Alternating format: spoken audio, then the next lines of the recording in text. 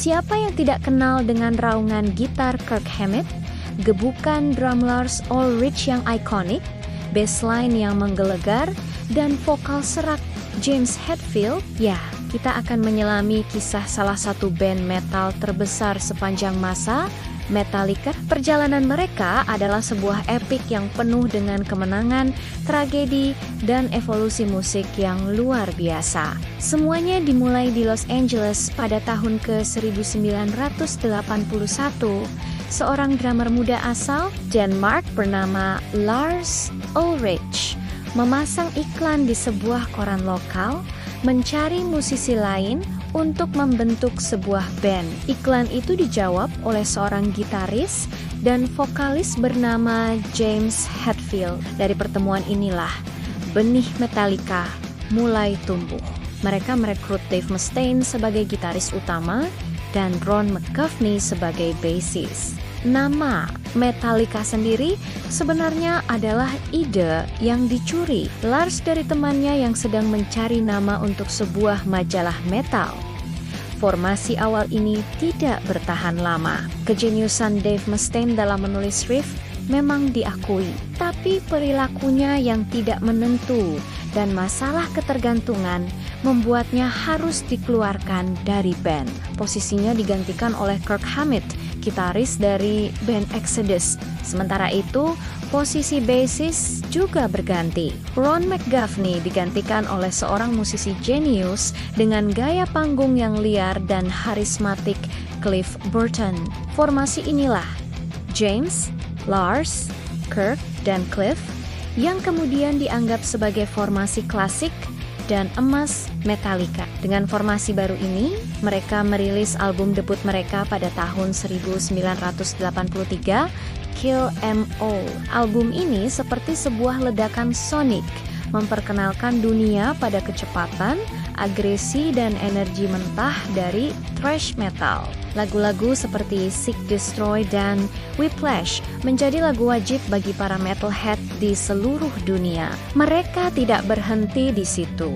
Tahun berikutnya mereka merilis Ride the Lightning, sebuah album yang menunjukkan kematangan musikalitas mereka dengan komposisi yang lebih kompleks dan melodi yang lebih kuat. Puncak dari era thrash metal mereka datang pada tahun 1986 dengan dirilisnya Master of Puppets. Album ini dianggap oleh banyak kritikus dan penggemar sebagai album metal terbaik sepanjang masa. Setiap lagu adalah sebuah mahakarya, dari title track yang epic hingga bateri yang super cepat. Metallica berada di puncak dunia. Mereka sedang tur di Eropa untuk mempromosikan album ini, dan sepertinya tidak ada yang bisa menghentikan mereka. Namun, takdir berkata lain. Pada tanggal 27 September tahun 1986, di Swedia, sebuah tragedi mengerikan terjadi. Bus tur mereka mengalami kecelakaan dan Cliff Burton, sang bassist genius, meninggal dunia di usia 24 tahun. Dunia metal berduka. Kehilangan Cliff adalah pukulan yang sangat berat bagi band. Mereka sempat berpikir untuk bubar. Merasa tidak mungkin bisa melanjutkan tanpa semangat dan kreativitas Cliff. Namun, dengan restu dari keluarga Cliff, mereka memutuskan untuk melanjutkan perjuangan. Setelah proses audisi yang panjang, mereka memilih Jason Newsted dari band Flotsam and Jetsam sebagai bassist baru mereka.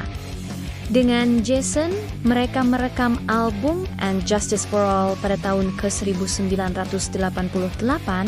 Album ini adalah album mereka yang paling kompleks dan progresif, dengan lagu-lagu berdurasi panjang dan struktur yang rumit. Namun, produksi album ini menjadi kontroversi karena suara bass Jason nyaris tidak terdengar, sesuatu yang diakui band sebagai kesalahan di kemudian hari.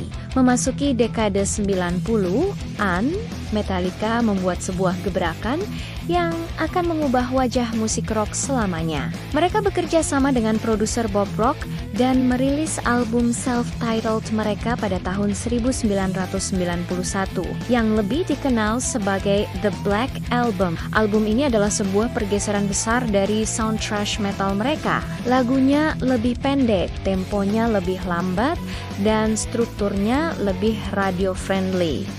Keputusan ini terbukti sangat tepat. The Black Album meledak di pasaran.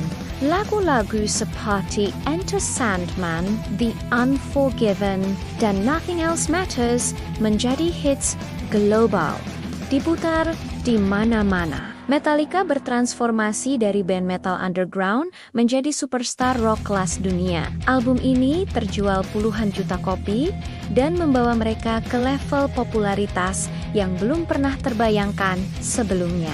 Setelah kesuksesan masif The Black Album, Metallica mengambil arah yang lebih eksperimental. Pada pertengahan hingga akhir 90-an, mereka merilis album Load dan Reload. Di sini, mereka memotong rambut panjang mereka dan mengeksplorasi sound yang lebih condong ke hard rock dan bahkan blues. Perubahan ini memecah belah para penggemar. Sebagian memuji keberanian mereka untuk berevolusi, sementara sebagian penggemar lama merasa mereka telah mengkhianati akar metal mereka. Awal milenium baru menjadi periode yang sangat sulit bagi Metallica. Ketegangan internal di dalam band mencapai puncaknya. Jason Newsted yang merasa kontribusi kreatifnya tidak pernah dihargai, memutuskan untuk keluar dari band pada tahun ke-2001. Tidak lama setelah itu, James Hetfield harus masuk rehabilitasi untuk mengatasi masalah kecanduan alkohol yang telah lama menghantuinya.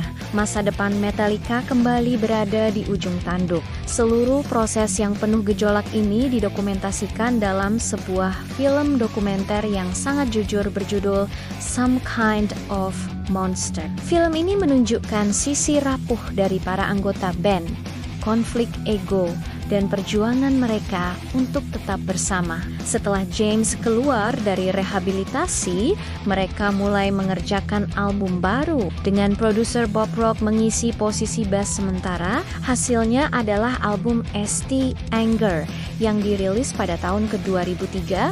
Album ini kembali memecah belah opini dengan sound yang mentah, produksi yang kasar, dan terutama suara snare drum Lars yang aneh.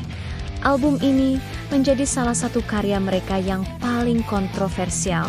Namun, di tahun yang sama, mereka menemukan bassist baru yang solid, seorang monster panggung bernama Robert Trujillo yang sebelumnya bermain untuk Ozzy Osbourne dan Suicidal Tendency. Dengan formasi yang kini solid, James, Lars, Kurt, dan Rob Metallica seolah menemukan kembali energi mereka. Mereka kembali ke akar thrash metal mereka dengan album Death Magnetic pada tahun ke-2008. Album ini disambut dengan sangat baik oleh para penggemar lama, terasa seperti sebuah permintaan maaf atas St. Anger dan sebuah penegasan kembali identitas mereka sebagai band metal. Perjalanan mereka terus berlanjut. Mereka merilis Hardwire to Self-Destruct pada tahun 2016 yang juga mendapat pujian, dan yang terbaru 72 Seasons pada tahun ke-2023. Hingga hari ini, setelah lebih dari 4 dekade, Metallica tetap menjadi salah satu kekuatan terbesar di dunia musik. Mereka telah menjual lebih dari 125 juta album di seluruh dunia, memenangkan banyak Grammy Awards, dan terus mengisi stadion dimanapun mereka tampil. Kisah Metallica adalah kisah tentang persahabatan, kehilangan, perjuangan melawan iblis dalam diri, dan yang terpenting, kekuatan musik untuk menyatukan dan bertahan. Mereka jatuh, tapi mereka selalu bangkit kembali lebih kuat dari sebelumnya. Mereka bukan sekadar band, mereka adalah sebuah institusi, sebuah legenda yang musiknya akan terus bergema dari generasi ke generasi. Terima kasih sudah menyimak perjalanan panjang Metallica bersama kami. Musik siapa lagi yang ingin kalian dengar kisahnya? Tulis di kolom komentar ya. Jangan lupa like, subscribe, dan nyalakan lonceng notifikasinya. Sampai jumpa di video berikutnya.